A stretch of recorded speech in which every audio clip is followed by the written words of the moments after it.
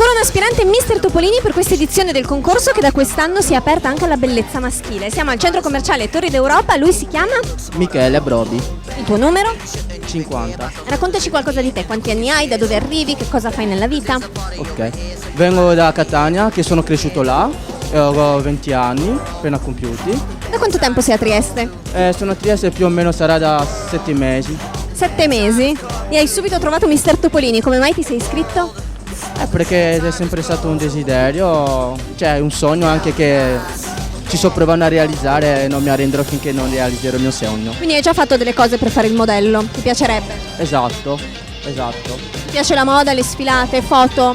Sì, sempre fatto. Ci sono stati miei amici che mi hanno convinto alla fine di venire e iscrivermi a fare il modello. Hai fatto bene, noi ti facciamo un in bocca al lupo, però raccontaci qualcosa del tuo carattere, un tuo pregio e un tuo difetto anche.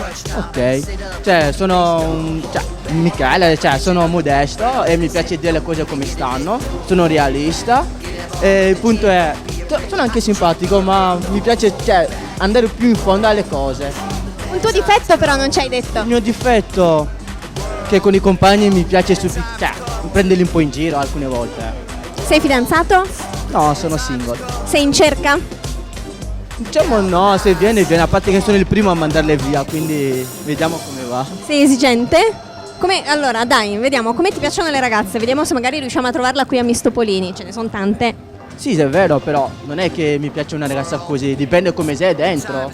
Se ha un bel carattere, se è dentro, se è buona, se è gentile, a me va bene, ma però non è che mi piace fisicamente com'è. Ok, sei un ragazzo che va a fondo alle cose, mi sembra di capire. Senti, la tua giornata tipo com'è? Cosa fai? La mia giornata che mi alzo la mattina subito in doccia, sono sportivo, faccio un po' di sport, gioco a calcio, a basket, a pallavolo, mi piace anche pattinare, uscire con gli amici, andare a divertirci e a fare i tornei.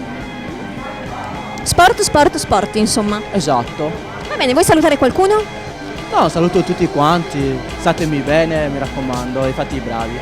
Grazie mille, in bocca al lupo. Crepi.